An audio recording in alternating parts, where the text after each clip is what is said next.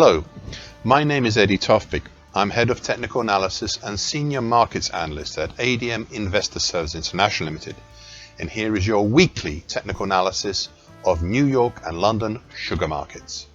However, before we start, I just wanted to let you know that no AI, that is artificial intelligence, was ever used in the composition, production or recognition of any of the patterns, levels, analysis or any related items on these my charts. This was all authentic intelligence, all my own original work, so I think you deserve to have that. So with that, ice raw sugar in New York. It's been about 8 weeks or so since my last commentary here, mainly due to speaking engagements plus a couple of public holidays. So you can imagine my surprise at seeing the same patterns I spoke about then, 8 weeks ago, still happily in operation here today. I mentioned over 11 weeks ago 2 significant long-term patterns that have been responsible for the market's actions. The first pattern is the breached but now seemingly repaired bright green late September 24 to late February 25 bearish shift pitchfork. The bright green upper time, currently at 1479, has been tested a number of times but has withheld the upward pressure. The bright green middle time is some distance below, currently at 1253. The second pattern is the older and bigger bright red November 23 to September 24 bearish shift pitchfork. The market approached the upper time, currently at 1528, a number of times, but the bullish incentive was never strong enough to really test this upper time. The bright red middle time is a significant way down. It's currently at 1193. A third longer term feature also shows up and has been breached but repaired, and that is the 61.8% 21st century absolute Fibonacci line at 1383. This has been support earlier this year and again as recently as the week before last. Finally, there is one new pattern that has emerged since last time, a dark blue end March to mid-April bearish shift pitchfork.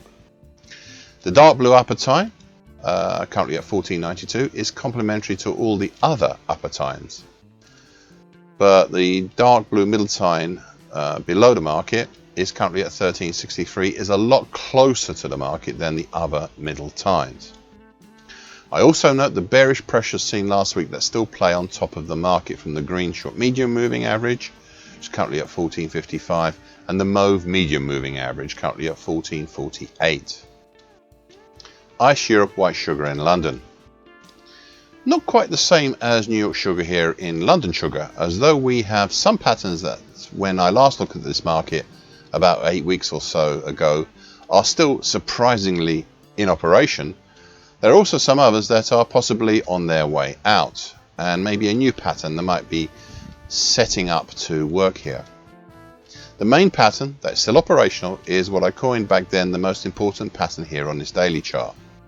The bright pink September 24 to March 25 bearish shift pitchfork, which has been the showrunner for this market for well over a year now.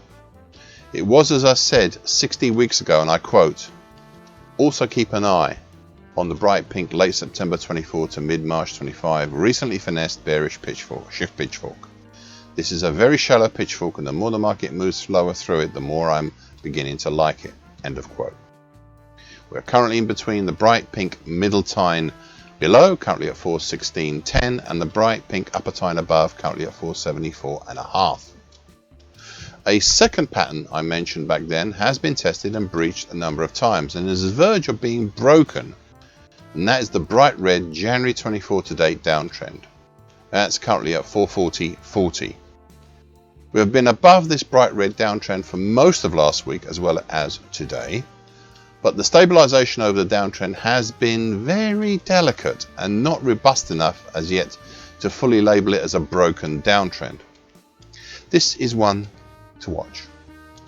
Then there is a new pattern, an end March to start of May dark blue bearish shift pitchfork. The dark blue upper time above, currently at 449 even, well, it was above, it's just been breached, and a dark blue middle time below, currently at 419.80, have acted as a proxy for a bear channel. It's breached, we haven't closed above it yet as well. has acted as a proxy for a bear channel since the start of May, but the dark blue upper tine is once again being tested today, as it was throughout most of last week, and I'm beginning to wonder how good it will continue to be, especially as it moves down and away from the February 2020 high at 456.60. There's one final observation, and that is prices have seemingly paid very little attention last week to the green short medium moving average, currently at 437.70, of the gold long moving average, currently 433.5. However, the mauve medium moving average below, currently 425.70, and the congestion at 425.5 seems to have caught the attention as bullish supports, so please bear that in mind. Sugar white premium spread. A different market here to the one I saw 8 weeks ago, and a new pattern has formalized itself as the main bullish incentive.